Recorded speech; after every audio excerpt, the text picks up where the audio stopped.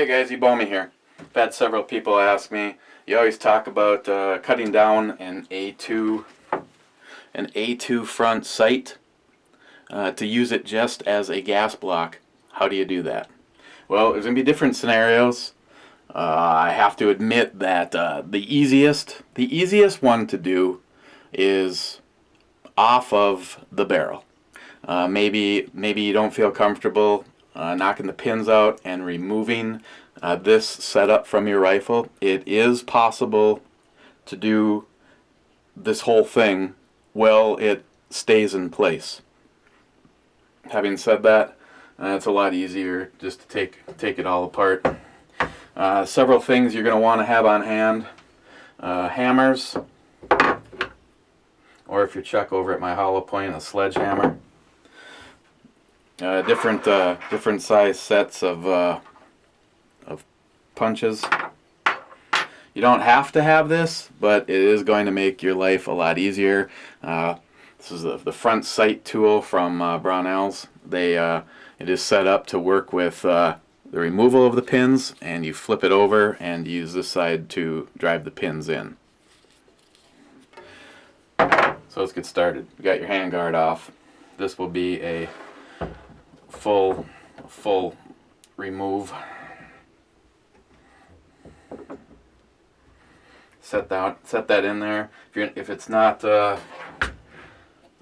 laying nice and flat, you might have to prop up the other end of the rifle. This is going to work out okay. First thing you want to do is you want to drive out the very small pin holding the gas tube in. Usually those are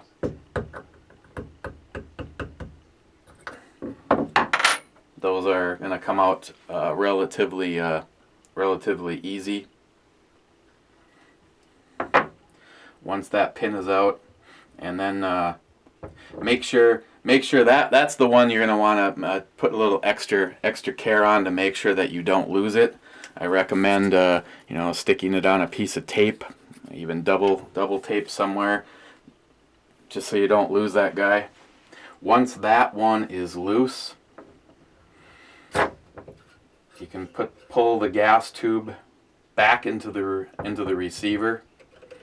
Get that out of the way, and then you can just turn it and remove that.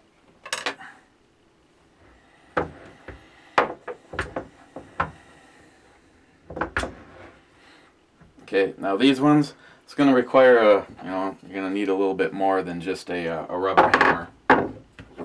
When you use a full-size hammer, use the right side. I've already started these and got them pushed mostly out of the way. I have to say that those first couple of swings, you pretty much need to go at it full commitment on them. But once you get them moving, it's not a problem at all. These ones are loose, and we're ready to pop right out. I have to admit, in doing this, sometimes you get easy ones, sometimes you get ones that are a little bit more stubborn. These ones weren't bad. They were right in the middle. Again, the tool really helps. They'll drop through, and like I said, these are a tapered pin, which means they have a smaller diameter on the side that you drive them in, and a fatter on the other end. Just get them laid out. Now you got that loose. Prior to this whole thing, you're gonna need the bird cage off, or whatever you have. I had already loosened this one because it had already been off the rifle. I just had that on there to show you that you are gonna need to have that off of there to get anything past it at this point. At this point, if you have a block and a vise, you may need that. This one isn't bad. Might need a little help getting it going. Depending on what, if you're going to be doing any conversions or whatever you're doing in this particular case, the plate is gone and not being used. We will be taking the delta ring off and throwing that away also for the free float tube that's going on here. But for right now, this is about converting this. So let's just stay on task with that. You're gonna, depending on what you want to do. For me, this is going to be getting a very narrow Odinworks key mod on it, and I need to make sure that the swing swivel, and this is not a perfect example because this does not have the bayonet lug, but yours will probably have the bayonet lug on it. You'll need to remove that also. What I do is I just so that, I mean, and I don't know what you're gonna have as far as a tool for cutting this. I personally am using a bandsaw. You might end up just using a hacksaw, and if you do that, you might want to put a little bit of material or something around this if you are going to be using a vise to position it in. But basically all I do is just give myself a reference point. You want to stay above this point, but you want to take as get as close as you can so that you're not going to have to remove too much material. You just don't want to, obviously on the gas tube end, you don't want to get in there, and then if that happens, then you pretty much trashed it. So I just give myself a reference line for the bandsaw. So we'll start with making that cut. I'll cut this off, and I'll be right back. Okay. Like I said, I have varying stages of stuff I'm showing you. This is one that I have cut, and this is a complete one, so this has the bayonet lug on it. So I had my reference line, and I just followed that. So at this point in time, this is garbage. So now you're down to that. So if you are going to, for instance, on Ms. Bomey's gun, this was just about removing the sight tower itself. Still needed to save the swivel for the sling, and she still wanted to be able to put a bayonet on it, so the bayonet lug stayed. So maybe for your particular project, maybe this is these items are going to stay on there. Off of the assumption that they're not at this point for you, and I can use this one as a reference. The same thing.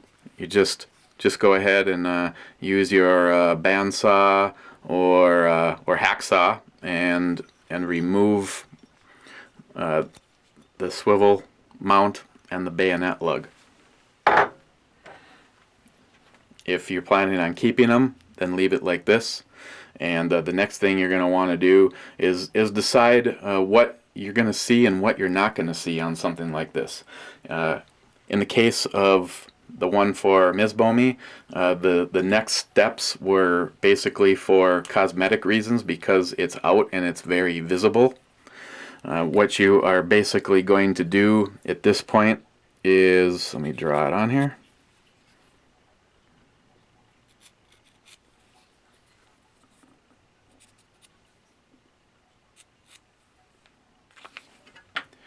Is you need to remove my silver Sharpie lines just to get in and get that profile, to get that out of there. And again, each of you is going to have maybe access to something a little different as far as what you are going to use to do this. It is possible to do this with a Dremel. If you are going to do it with like a Dremel with a sanding like a stone on it, what I recommend is actually you can really help yourself. Take your hacksaw and maybe make 2 cuts just to remove as much of these the dog ears as possible. I use the bench grinder and the stone to get my contour and get that off of there. So the end result would be that look. This particular one was all about clearance, so the bayonet lug and the swivel are gone.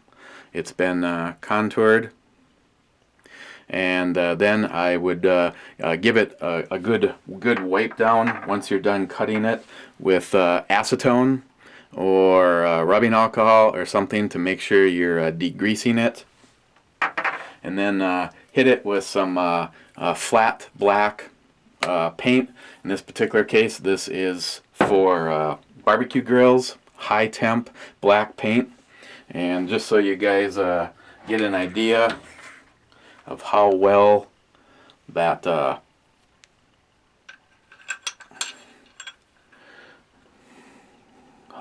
ends up looking color-wise.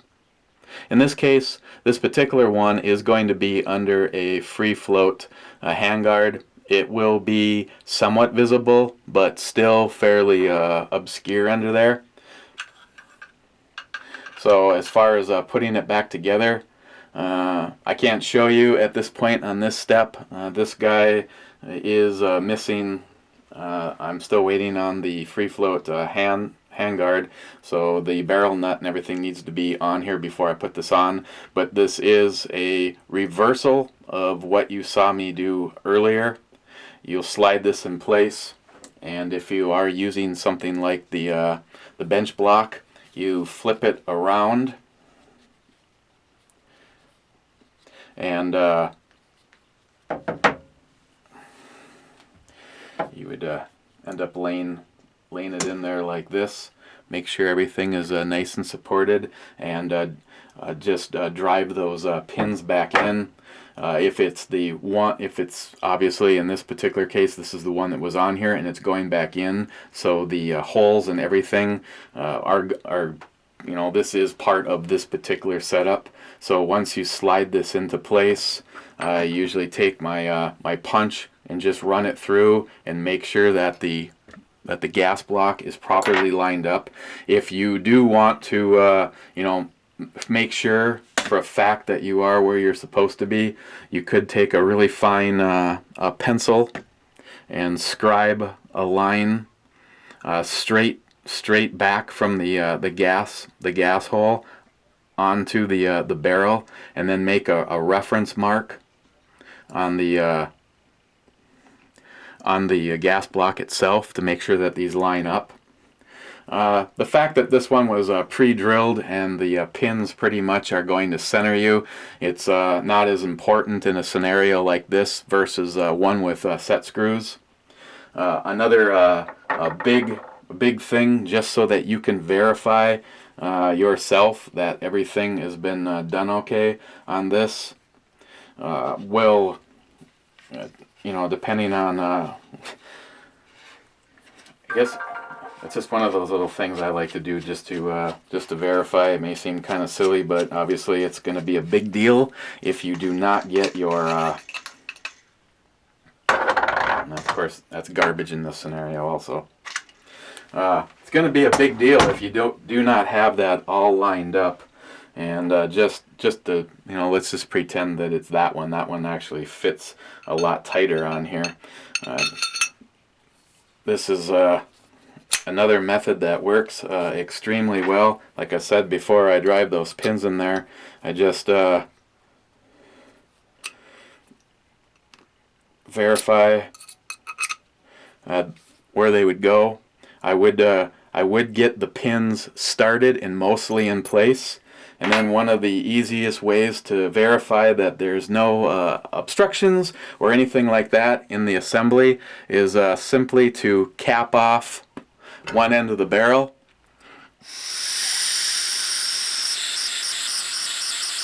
and blow in the other end. Yeah, I know, there's all sorts of jokes to go with that. And as you could hear, that's not obstructed. that is lined up where it is supposed to be, and that is a quick and fast way to verify that you have your gas block properly seated and placed back where it's supposed to be. So I'm not going to slide it all the way on, but in this particular case, that's the contouring I did. Cleaned it up and put some high temp paint back on there. And this one now has the perfect clearance to go with the Odinworks handguard. And once I get that handguard in place, I will be able to proceed because of what needs to be on this end of the barrel. So I hope that helped with everybody wondering about the procedure on that. If you have any other questions, otherwise it's a fairly easy project. Definitely made easier with powered tools as opposed to doing it by hand. But again, if you really had to, it is possible to do this with a hand saw and a file. But it goes a lot better if you can use a portable bandsaw or something like that, and a grinder to clean it all up. So, okay, guys, any questions? Feel free to ask. Otherwise, that was how to salvage that what I believe is one of the best and most reliable gas blocks out there. Thanks, guys. Have a good day.